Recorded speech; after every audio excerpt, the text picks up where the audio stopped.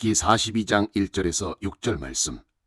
욥이 여호와께 대답하여 이르되 주께서는 못하실 일이 없사오며 무슨 계획이든지 못 이루실 것이 없는 줄 아오니 무지한 말로 이치를 가리는 자가 누구니이까.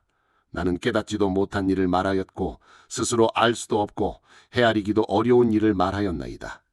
내가 말하겠사오니 주는 들으시고 내가 주께 묻겠사오니 주여 내게 알게 하옵소서. 내가 주께 대하여 귀로 듣기만 하였사오나 이제는 눈으로 주를 배움마이다. 그러므로 내가 스스로 거두어 드리고 티끌과 제 가운데에서 회개하나이다. 자, 우리 현대인들의 삶은요, 과거 그 어느 때보다도 상대적인 풍요를 누리고 있다고 할 수가 있습니다. 하지만 여전히 절대 다수의 사람들은 상대적 빈곤을 느끼면서 살고 있습니다. 그래서 우리가 사는 이 세상살이는 때로는 즐겁고 흥미진진하기도 하지만 하루하루가 버티기에는 버거울 만치 힘겹고 또 고통스럽다고 생각될 때도 있는 거죠. 특히 지금 우리가 처한 사회적 현실이 주는 스트레스가 개인의 실존에 미치는 고통 역시 다양한 형태로 증가하고 있습니다. 세계 모든 나라가 극우적인 성향의 발부로 인해서 위기감이 고조되고 있습니다. 우리나라도 미친 자에 의해서 선포된 비상계엄 때문에 탄핵과 또 정권 교체라는 격변의 국면 속에 들어섰습니다. 아직도 내란 세력들의 저항이 여전한 가운데 정의를 바로 세우기 위한 단죄는 유보되고 있고 그 흑막인 검찰 독재의 현실을 역사에 대고 밀어버리고서 새로운 미래를 만들어가기 위한 산통 중에 있습니다. 그런데 그 와중에 드러나고 있는 그 내란 세력의 실체가 나라의 전반에 얼마나 꼬리 깊고 넓게 퍼져 있는지 정말 캐면 켤수록 끝을 알 수 없을 만치 거대한 스케일이라는 점에서 국민적인 우려는 더욱 깊어져가는 그런 형국입니다. 요즘 SNS를 통해서 한국에서도 좌파야 여기에 담긴 뜻을 분석한 글이 신선한 공감을 자아내고 있습니다.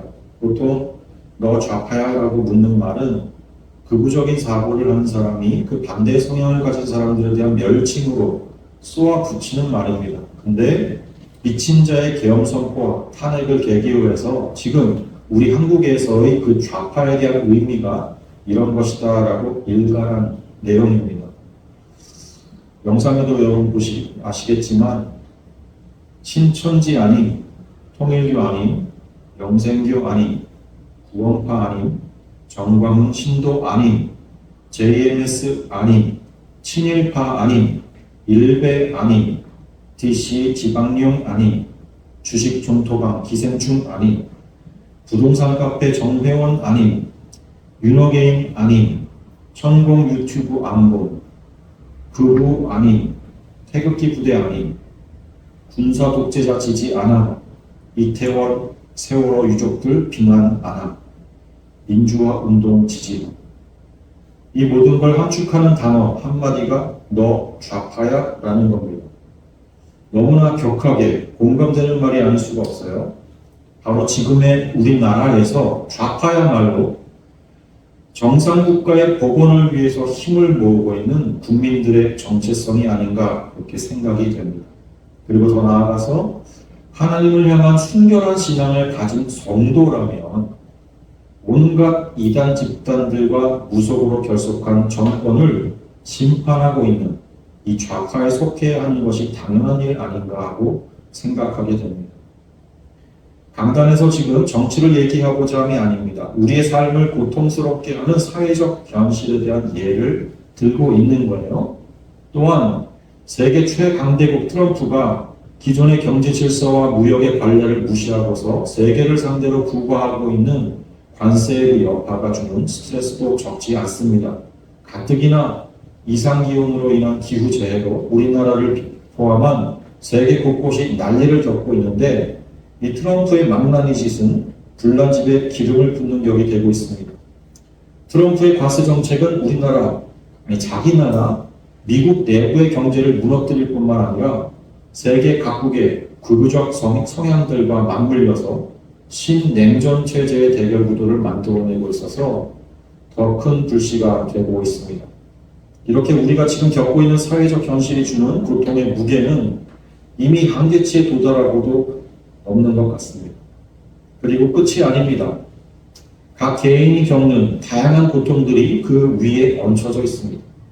절대적 빈곤, 질병, 인간관계에서의 불화와 갈등, 경쟁사회 속에서의 나의 지위와 존재감을 확보해야 하는 그런 압박감, 급속한 변화와 예측 불가능한 미래에 대한 불안 등등. 그러니 우리들의 인생을 두고서 고난길이라고 해서 틀린 말이 아닌 겁니다. 우리는 질문하게 됩니다. 이렇게 고생스러운 인생을 우리는 왜 사는 걸까? 나는 나의 의지와는 상관없이 어쩌다 보니 어머니에게서 태어났고 또 태어났으니 남들처럼 살아야 하는 것이라고 답하기에는 이미 우리는 성경을 통해서 하나님을 알아버렸습니다. 그러니 온 우주를 창조하시고 또한 독생자를 주셔서 우리를 구원하신 그 하나님께 질문해야 하는 겁니다. 나의 인생은 하나님의 창조와 계획 속에 들어있는 것이기 때문에 그렇죠. 과연 성경은 인생의 고난의 문제에 대해서 어떻게 말해줄까? 그래서 오늘 설교는 고난의 목적이라는 제목을 지을 수도 있겠지만 저는 이 고난의 목적이야말로 인생의 목적과 맞닿아 있는 핵심 질문이라고 생각을 합니다. 욥기서는 성도의 고난이라는 하나의 주제를 다루는 데 있어서 적지 않은 분량의 책입니다. 다른 많은 분들은 인생의 고난이라고 범위를 일반화를 시키지만 저는 욥기의 주제를 성도의 고난이라고 해야 맞는 표현이라고 생각합니다. 성경은 하나님의 자녀인 성도에게 읽히도록 한 하나님의 특별한 계시입니다. 하나님 앞에 사는 사람은 성도뿐이며 하나님의 대화의 대상은 그래서 오직 성도인 겁니다. 그래서 성경의 진정한 의미는 성도들에게만 읽혀지고 발견될 수 있는 것입니다. 성도들로 구별된 여러분들은요, 하나님 앞에서 특별한 관심과 사랑을 받고 계신다는 걸 그래서 절대 잊지 마시기 바랍니다. 오늘 우리가 함께 본 말씀은 욥기의 제일 마지막 장에서 최종적으로 하나님 앞에 드리는 그 욥의 고백 부분입니다. 전체가 42장인 이 욥기는 분량면에서 매우 큰 책에 속합니다. 구약 성경 가운데서 이 욥기서보다 많은 분량의 책은요, 창세기, 시편, 이사야, 예레미야, 에스겔 요 5권뿐입니다. 내용면에서는 욥이 당한 고난을 중심으로 이루어지는 공방이 다인데도요, 막상 읽기에 들어서면 어렵다고 느끼는 건 쉽게 결론이 나지 않는 끝없이 이어지는 논쟁 때문입니다. 하지만 욥기는요, 크게 보면 단순하게 3등분의 구조로 되어 있습니다. 영상 보시면 발단과 전개, 결말 이렇게 세 부분으로 되어 있는데 1장부터 2장 10절까지가 발단 부분입니다. 그 내용은 하나님이 욥을 괴롭히시기 시작한다는 것입니다. 여기에 주요한 등장인물은 욥이죠. 그리고 2장 11절부터 31장까지 전개 부분입니다. 욥이 하나님께 도전하는 내용이 들어있습니다. 우리는 단지 욥은 하나님 앞에 순종한 사람으로만 생각하고 있지만 정작 성경을 잘 뜯어보면 욥은 하나님께 여러 말로 도전하고 있습니다. 여기에는 세 친구의 등장도 함께 이루어지죠. 그리고 마지막 결말 부분이 32장부터 마지막 42장까지입니다. 엘리후가 등장하고 또 하나님께서 직접 등장하셔서 욥에게 말씀하시는 부분이죠. 근데 거기서도 하나님은 자애로운 모습으로 말씀만 하시는 것이 아니라 마치 욥에게 도전하듯이 그의 신앙을 새롭게 하시기 위한 도전적인 말씀으로 주시는 내용이 32장부터 42장까지 결말 부분입니다. 욥기는요, 첫 부분 1장에서 우스 땅에 욥이라 불리는 사람이 있었는데 그 사람은 온전하고 정직하여서 하나님을 경외하며 악에서 떠난 자더라, 이렇게 욥을 소개하면서 시작을 합니다. 이어지는 2절 끝에서도요, 이 사람은 욥이죠. 이 사람은 동방 사람 중에서 가장 훌륭한 자라라고 했고요. 그에 대한 소개가 끝나는 5절까지에서도 6절부터 5절까지 다 보면 그가 부유하고 또 다장한 복을 받은 사람임에도 그의 아들들이 부유함 속에서 잔치를 벌일 때마다 혹시 그 아들들이 죄를 범하여서 마음으로 하나님을 욕되게 하였을까 봐서 그들을 위한 번제를 드렸다 하는 욥의 일상을 소개를 합니다. 그러니까 욥의 관심사는 항상 하나님 앞에서 성결한 삶이었다는 거죠. 그리고 실제로 최선을 다해서 그렇게 성결한 삶을 살았다는 겁니다. 그에 대한 의로운 행실은 천상의 괴입 가운데 하나님의 자랑에서도 확인이 됩니다. 하나님은요, 그 천상회의에서 사탄에게 욥을 자랑했습니다. 욥기 1장 8절 말씀 한번 보겠습니다. 같이 봅니다. 시작. 여호와께서 사탄에게 이르시되 내가 내 종 욥을 주의하여 보았느냐? 그와 같이 온전하고 정직하여 하나님을 경외하며 악에서 떠난 자는 세상에 없느니라. 하나님은 욥이요 자랑스러운 거예요. 그리고 그런 자랑스러운 욥을 그의 대적자 사탄에게 자랑했습니다. 사탄이 대적자라는 건요, 그만큼 하나님을 대적할 만한 그런 버금가는 존재라는 말이 아니에요. 사탄은 하나님의 뜻에 순종하지 않는 자가 결국은 어떤 심판을 받게 되는가, 그걸 우리에게 설명하기 위해서 그냥 맡겨진 역할일 뿐이에요. 최후의 심판 때요, 무적인에 들어가는 사탄은요, 감히 하나님의 대적자가 될 수 없습니다. 여기 천상회의에서도 사탄은 자기 마음대로 할 수 없는 존재로 나와요. 하나님의 허락이 없이는요, 욥을 건드리지 못하는 존재입니다. 하나님은 욥을 나의 종이라고 부르시지만 실제는 그 이상입니다. 종이어야 할 사탄이 하나님을 대적하고 있으니 그 사탄과 대조시키기 위해서 욥을 통해서 오히려 하나님의 영광을 가리는 그 사탄을 비추어 폭로하기 위해서 지금 욥을 보라고 하는 거예요. 내 종 욥을 봐라. 보통 심리학자들은요, 부모가 자녀를 사랑하는 이유를 두 가지로 설명하거든요. 첫째는 자기 존재의 확인입니다. 자녀들을 자신의 분신으로 여긴단 말이에요. 둘째는요, 욕망의 투사로 생각합니다. 부모가 못다 이룬 소원을 자녀를 통해서 이루기를 기대한다 그래요. 부모가 제일 행복할 때가 그래서 부모의 꿈을 자녀가 성취했을 때예요. 부모의 진짜 바램, 기뻐하는 것은 부모가 기대하는 이상으로 자녀들이 아름다운 삶을 살 때예요. 그럴 때 부모는 신나는 거죠. 여기 지금 하나님께서도요, 피조물인 욥이 그분의 뜻을 따라서 살고 있는 걸 기뻐하시면서 그렇지 못한 사탄을 대조시킴으로써 하나님이 영광을 받으시는 거예요. 근데 사탄이 하나님의 자랑을 인정하지 않고 도발하죠.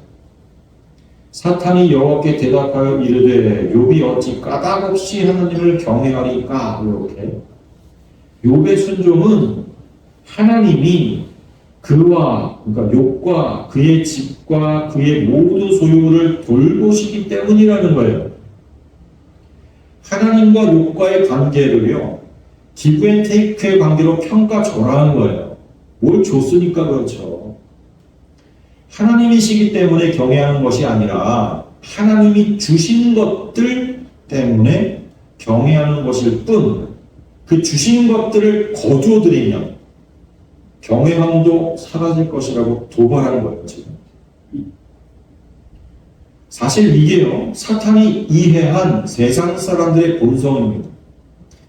여기 보면 사탄은 세상을 두루 돌아 여기저기 다녀왔다고 했습니다. 사탄이 세상을 두루 돌아보고 나니 결론 지은 인간의 본성은 그렇다는 거예요.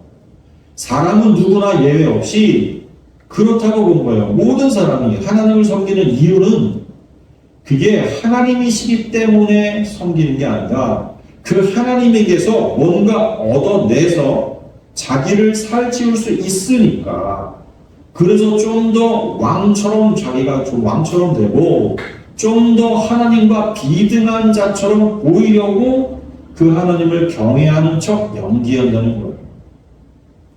사탄의 통찰이 틀리지 않습니다. 그건 세상을 두루 돌아다니면서 터득한 생각이에요. 사탄인 자신처럼 하나님과 비등해 보이겠다고 교만을 떠는 자기 비슷한 존재들이 사각이라는 거예요. 아담과 하와 이후의 모든 사람들이 그렇게 돼버렸다는 거예요. 그들은 하나님의 자녀가 아니라 이미 자기들의 자녀들이라면서 지금 사탄이 우쭐해하는 도발이었던 거예요. 저들이 왜 당신을 닮았겠습니까? 날 닮았습니다. 하나님의 형상으로 만들어진 인간이 지금 사탄이 이렇게 도발하면서 그들은 하나님 닮지 않았습니다. 날 닮았습니다. 여러분, 하나님께서는 그런 세상 속에 성도를 두신 거예요. 사탄을 닮은 사탄의 세상 가운데 하나님을 닮은 하나님의 자녀들을 심어 놓으셨단 말이에요. 그래서 하나님을 도발하는 무리들 틈에서 하나님께 영광을 돌리는 하나님의 자녀들을 자랑 삼고 싶어 하신단 말이에요. 그래서 하나님은 욥을 괴롭히시기로 작정합니다. 사탄에게 욥을 괴롭힐 수 있도록 허용하신 거, 그건 결국 하나님이 욥을 괴롭힌 거예요. 하나님의 허락 없이 하나님의 자녀를 괴롭히는 일은 절대 불가능하거든요. 그건 욥이 미워서도 아니고요. 욥을 괴롭혀서 믿음을 버리게 하심도 아니고, 그건 사탄 앞에 하나님의 자녀를 증명하고자 하심이에요. 하나님의 자녀가 극과 고통 때문에 사탄의 자녀로 뒤바뀔 일은 없습니다. 자녀가 되는 일은요, 그가 무엇을 했는가라는 그 행위의 문제가 아니기 때문이에요. 그걸 하나님은 너무 잘 아시기에 그 모든 걸 아시는 하나님이시니까 당신의 자녀를 사탄에게 잠시 내어주는 거예요. 여기에서 순환 가운데 십자가에 내어주신 대신 예수 그리스도의 모형을 보게 되죠. 그래서 욥의 고난은 예수 그리스도의 고난을 모형하는 것이에요. 예수 그리스도의 고난에 또 참여하는 것입니다. 욥의 고난은 하나님의 영광을 위해서 고난이 주어지는 거예요. 성도가 만나는 고난은요, 예수 그리스도의 고난에 참여함입니다. 사실 그 모든 고난은 이미 예수 그리스도께서 십자가에서 당하신 고난입니다. 그렇기 때문에 우리가 만나는 모든 고난은 더 이상 우리를 죽일 수가 없어요. 그 고난이 가져오는 죽음, 그건 예수께서 십자가 위에서 해결하셨거든요. 그래서 우리가 당하는 고난은 죽음이라는 효력이 없는 고난입니다. 이 죽음은 하나님과의 영원한 단절을 말하는 거거든요. 아담 때문에 모든 인류에게 직면한 그 하나님과의 영원한 단절이라는 그 무서운 죽음, 죄의 대가의 그 죽음, 이제 아무도 하나님 앞에 아버지라고 부르면서 다가갈 수가 없게 되었던 우리의 그 영적 현실에서의 그 죽음. 하나님께 다가가면요, 하나님의 진노에 다 죽어버리게 될 수밖에 없었던 그 현실. 그런데 그 죽음을 예수 그리스도께서 가져가셨어요. 그래서 더 이상의 죽음은 성도들에게는 없는 거예요. 그러니 성도에게 주어지는 고난은요, 죽음이라는 알맹이가 빠진 고난입니다. 오히려 그 고난은 하나님께 영광 돌릴 수 있는 재료고요, 부실입니다, 여러분. 그래서 우리 성도는 고난을 기쁨 가운데서 이겨낼 수 있는 거예요. 견딜 수 있는 거예요. 욥은 하루아침에 영문도 모르는 재난에 휩싸였습니다. 천상에서 결정난 이 사실을 욥은 모르는 채 이 땅 가운데서 재난에 휩싸인 겁니다. 그의 모든 소유물들, 또 재산과 자식들과 종들까지도 남김없이 빼앗기고 죽임을 당했습니다. 그런데 욥기서를 보면 욥은 사탄의 그 무자비한 공격을 받으면서도 하나님의 자녀로서 증명이 되고 맙니다. 사탄이 이전까지 보아왔던 사람들과 다른 종류라는 것을 증명해 보였습니다. 욥기서 한번 보세요. 1장 20절부터 22절까지 말씀. 욥이 어떻게 반응했는 걸 같이 읽습니다. 시작. 욥이 일어나 겉옷을 찢고 머리털을 밀고 땅에 엎드려 예배하며 이르되 내가 모태에서 알몸으로 나왔사온즉 또한 알몸이 그리로 돌아올까오지라. 주시니도 여호와시요 거두시니도 여호와시요 여호와의 이름이 찬송을 받으실지니이다 하고 이 모든 일에 욥이 범죄하지 아니하고 하나님을 향하여 원망하지 아니하니라. 아멘. 이러면 사탄의 도발은 끝이 나야 됩니다. 사탄이 그거 다 뺐으면 하나님을 경외하지 아니할 거라고 큰 소리 쳤는데 그거 안 됐잖아요. 그의 도발은 실패한 거거든요. 그런데도 사탄은 하나님을 향한 도발을 멈추지 않았습니다. 3절에 또 보면 또다시 열린 천사 2장 3절에서 천상회의에서 하나님이 욥을 자랑하셨습니다.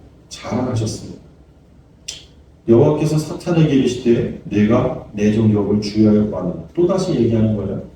그와 같이 온전하고 정직하여 하나님을 경외하며 악에서 떠난 자가 세상에 없느니라.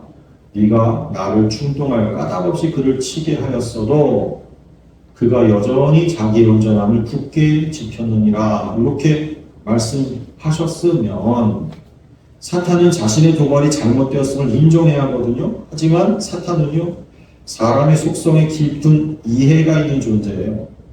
세상을 두루 살펴본 존재라니까요. 그래서 또다시 하나님을 도발합니다. 욥기서 2장 4절부터 6절이에요. 또 함께 봅니다. 시작. 사탄이 여호와께 대답하여 이르되 가죽으로 가죽을 바꾸오니 사람이 그의 모든 소유물로 자기 생명을 바꾸었지. 이제 주의 손을 펴사 그의 뼈와 살을 치소서. 그리하시면 틀림없이 주를 향하여 욕하지 않겠나이까. 여호와께서 사탄에게 이르시되 내가 그를 네 손에 맡기노라. 다만 그의 생명은 해하지 말지니라. 예. 사탄이 가죽으로 가죽을 바꾸니라는 말까지 하면서 이 말은 격언이거든요. 욥이 하나님이 손을 내밀어서 자신을 죽이고 멸망시킬 게 두려워서 소유를 빼앗기고 자녀가 죽임을 당하는 상황 속에서도 그저 가만히 있었다는 의미로 사용한 격언이에요. 그러니까 자신의 생명이 죽임을 당하는 대가로 대신으로 자신의 모든 소유물과 자식들의 죽음까지도 내어준 거라고 그렇게 본 거예요. 그러나 자기는 살았으니까 그 대신에. 그래서 욥이 안심하고 하나님을 찬양한 것이다. 즉 욥이 자신의 생명을 보존한 대가로서 자신에게 처한 그 재난과 고난을 감수했다는 거죠. 이게 가죽으로 가죽을 대신하고 이것의 의미예요. 그러니까 그의 생명에 위협을 가하면 달라질 거라고 또 도발하는 거예요. 지금 욥기에는요, 욥기서를 보면 두 개의 다른 욥이 들어있습니다. 하나는 인내하다가 복받은 욥이 나왔고요. 또 다른 하나는요, 원망을 하다가 회개하는 욥이 나와요. 우리가 언뜻 보면 전통적인 입장에 서서 인내하는 욥의 모습만 보기가 쉽습니다. 복받은 욥의 강조를 두거든요. 그러면 특히 너희가 욥의 인내를 들었고 주께서 주신 결말을 보았거니와 이 야고보서의 말씀이에요. 야고보서 5장 11절. 그 구절처럼 신약에 인용된 부분에서 마저 욥을 하나님 앞에서 인내하여 복을 받은 자로 이렇게 추켜 세웁니다. 그게 기본적이고 전통적인 욥에 대한 이해예요. 그래서 욥기를 읽은 다음에 욥과 같은 신앙을 본받자 이렇게 섣불리 이야기하죠. 그러나 사실 욥기 전체를 놓고 분류해 보면요, 잘 자세히 분류해 보면 인내하는 욥은 처음 부분 이 1, 2장 1, 2장에서. 그리고 구강극 가운데서도 구강 중에서는 42장 6절부터 17절 아주 극히 적은 부분에서만 나타납니다. 그리고 대부분은 항변하는 욕, 원망하는 욕으로서 경건한 의인으로 보기에는 문제가 있는 묘사들이 태반입니다.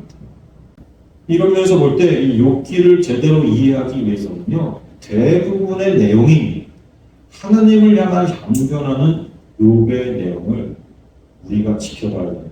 하나님은 왜 이 기록을 욥기서에 우리들에게 보여주십니까? 사탄의 두 번째 괴롭힘은 욥의 온 몸에서 일어났습니다. 그의 생명을 위협한다. 정수리부터 발끝까지 종기가 났다 그랬습니다. 그리고 그게 너무 얼마나 괴로웠는지 참을 수 없어서 그 종기 때문에 온몸이 간지러우니까 기왓장을 가지고 자기의 그 종기를 득득 긁는 모습이 묘사되어 있습니다. 너무나 처참한 모습이죠. 가산을 다 빼앗겼을 뿐만 아니라 자식들도 다 죽은 마당에 이제는 자신의 몸마저도 온몸에 종기가 나서 그것을 지켜보는 모든 사람들로 하여금 저 사람은 저주받은 게 틀림없다라는 증표가 드러나버린 겁니다. 그래서 가장 가까이 있었던 아내마저도 그를 저주하고 너를 이렇게 만드신 하나님을 저주하고 차라리 죽어라. 아내마저도 그렇게 이야기했죠. 그러면 이 세상에서는 그를 가까이 했던 모든 사람들이 그를 떠났다는 이야기. 그리고는 길다 욥의 내용이 본격적으로 시작합니다. 친구 엘리바스, 빌닷, 소발이 찾아오자. 그리고 이들과의 길고 긴 대화가 3번에 걸쳐서 한 명씩 얘기하고 또 한 명씩 그렇게 3번에 걸쳐서 이야기가 계속됩니다. 그리고 마지막으로 그 대화를 지켜보고 있었던 엘리후라는 사람의 이야기가 추가가 되고요. 그의 말이 끝나자마자 하나님께서 직접 이야기하시기 시작합니다. 그 모든 말씀 끝에 오늘 본문이 이제 드디어 욥의 대답으로 이어진 겁니다. 오늘 본문 욥이 여호와께 대답하여 이르되 주께서는 못하실 일이 없사오며 무슨 계획이든지 못 이루실 것이 없는 줄 아오며 무지한 말로 이치를 가르는 자가 누구니까 나는 깨닫지도 못한 일을 말하였고 스스로 알 수도 없고 헤아리기도 어려운 일을 말하였나이다. 이게 무슨 말입니까? 지금 친구들과 욥이 수많은 말을 주고받았어요. 욥도 친구들의 말을 그냥 듣고 보아 넘길 수가 없어서 자기들이 알고 있는 하나님에 대하여 수많은 말을 쏟아냈습니다. 그리고 죄인들을 벌하시는 하나님이시지만 나는 그럴 만한 죄를 지은 일이 없다라고 자신의 무죄함을 끝까지 주장했죠. 그런데 지금 이 42장 1절부터 3절까지의 말씀을 쭉 보면 욥은 그렇게 고백하는 거예요. 무지한 말로 이치를 가린 자가 누구니까? 이거 친구들만 얘기하는 게 아니에요. 나는 깨닫지도 못한 일을 말하고 스스로 알 수도 없고 헤아리기도 어려운 일을 말하였나이다. 자기가 한 말들도요. 사실은 자기가 제대로 알지 못했었다라고 고백하는 거예요. 여러분 이것이 우리들의 실상입니다. 하나님의 말씀을 듣고 또 듣고 배우고 알고 있다고 생각하는데 실상은 몰라요. 그건 그냥 머리로만 어설프게 알고 있었을 뿐 실제 하나님을 알기는 그렇게 어려워요. 정말 하나님을 알게 되는 것은요. 하나님께서 직접 말씀하셔야 합니다. 그런데 그 하나님의 직접적인 말씀은 어떻게 이루어지냐고요? 고난을 통해서 이루어진다는 거예요. 말씀을 오신 예수 그리스도께서요. 십자가에 못 박혀 죽으심으로 말씀 육신이신 예수 그리스도가 증명이 됩니다. 여러분, 예수 그리스도의 그 고난이 우리의 삶 가운데서 하나하나 재현되지 않으면 우리는 절대로 하나님을 모릅니다. 여기 보면 내가 말하겠사오니 주는 들으시고 내가 주께 묻겠사오니 주여 내게 알게 하옵소서 하면서 5절에 내가 주께 되어 귀로 듣기만 하였사오나, 이게 우리가 하나님의 말씀을 매일매일 듣는 율법 수준의 듣기예요. 율법 수준의 지식이에요. 이제는 눈으로 주를 배웠나이다. 왜요? 확실히 알게 되었다는 표현이거든요. 고난 가운데서 만나게 된 그 하나님, 그래서 그 고난 가운데서 말씀하신 그 하나님을 직접 뵙고 나니까, 직접 듣고 나니까 이제야 그 하나님 앞에 자신이 어떤 존재인가를 분명하고 또렷하게 알게 됩니다. 여러분, 하나님께서 우리를 이 땅 가운데 왜 두셨습니까? 왜 고난 가운데 살게 하시냐 말입니다. 우리가 이 생을 살아가는 이 목적이 뭐예요? 하나님을 진짜 알라고 하십니다. 그것은 고난 가운데서 말씀하시는 그 하나님을 만나게 될 때 가능한 알입니다. 여러분, 우리가 하나님 말씀을 아무리 많이 읽고 아무리 많이 들어도요, 우리 삶 가운데 고난이 지나가지 않으면, 그걸 경험하지 않으면 절대로 그 하나님을 이해할 수가 없어요. 알 수가 없어요. 인생의 목적은 그래서 고난이 있습니다. 그래야 인생의 최종 목적인 하나님을 알게 되는 거죠. 우리는 모르는 가운데, 이유를 알지 못하는 가운데 당하는 고난을 만날 때 하나님 앞에 묻습니다. 주로 따지고 싶은 마음으로 묻죠. 왜 나에게 이런 일이 생겼냐? 하지만 하나님께서는 그 고난 속에서 진짜 하나님을, 이전에는 보지 못했던 하나님, 이전에는 알지 못했던 하나님께 성큼 다가오게 하시는 거예요. 우리가 만나는 다양한 종류의 고난은 그래서 은혜입니다. 하나님과 만나는, 하나님을 알게 되는 귀한 대화입니다. 여러분, 나의 삶 가운데 하나님을 알게 하옵소서. 그러면 여러분들의 삶 가운데 고난을 기쁨으로 받아들이십시오. 그리고 고난 가운데서 하나님과 대화를 나누십시오. 그러면 듣기만 하였던 그 하나님을 이제는 보게 되는 은혜를 경험하게 되실 것입니다. 하나님은 우리에게 하나님을 알게 하시기 원하십니다. 그러나 인간, 세상과 너무나 친화적으로 살고 있는 우리로서는요, 도저히 하나님 알 도리가 없습니다. 그래서 하나님은 고난이라는 방편을 사용하십니다. 욥은 이 긴 논쟁 속에서 그 끝에 하나님으로부터 창조주 하나님과 자신의 피조물 됨을 드디어 직시하게 됩니다. 그리고 일평생에 하나님 앞에서 성결하게 살고자 하는 그 바램대로 열심을 다해서 성결한 삶을, 행실을 내놓았음에도 불구하고 그것 때문에 하나님께서 나를 구원하시는 것이 아니라는 것을, 그것 때문에 하나님께서 나를 하나님의 종으로 또 하나님의 자녀로 부르는 것이 아니라는 것을 알게 됩니다. 그것과 무관하다는 것. 하나님은 하나님이시기 때문에 피조물을 향하여 사랑하시고, 하나님은 하나님이시기 때문에 그 피조물에게 은혜를 베푸셔서 우리가 그 하나님을 알게 되고, 또 하나님의 축복, 때로는 하나님의 고난과 괴롭힘도 만난다고 하는 그 사실을 욥은 고난의 끝에 드디어 알게 되는 것입니다.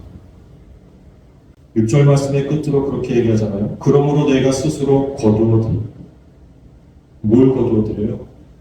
지금까지 내가 토해냈던 수많은 말들. 그 말들은 뭐였어요? 지금까지 내가 알고 있다고 여겼던 하나님에 대한 지식들이에요. 평생을 내 입으로 이야기하고 증거했던 그 지식들, 하나님에 대한 계명, 말씀, 율법, 그런데 그걸 거둬들이고 그리고 티끌과 재 가운데서 회개하나이다. 여러분, 우리가 하나님 앞에 내놓을 수 있는 건 이거 하나밖에 없는 거예요. 티끌과 재 가운데서 회개하는, 내가 어떤 존재인지를 분명하게 고백하며 자기 부인의 모습을 분명하게 보여드리면서 나 때문에 나의 삶 가운데서 일어날 수 있는 일은 아무것도 없군요 라는 고백으로 하나님 앞에 자기 자신을 벌거벗은 모습으로 고백하는 겁니다. 우리가 한 주간 동안의 삶 가운데에도 또 한 번의 기회를 얻으며 우리가 한 주간을 살게 됩니다.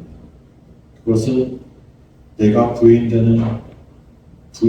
위한 기회, 그리고 나의 삶 가운데서 일어나는 모든 고난에 대하여서 다른 신앙 고백을 할 수 있는 기회입니다.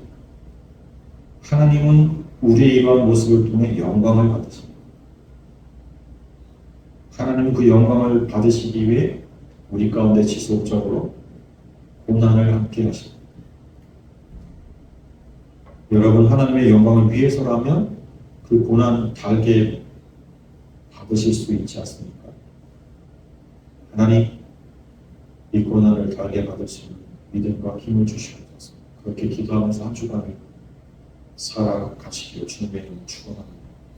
같이 기도하겠습니다.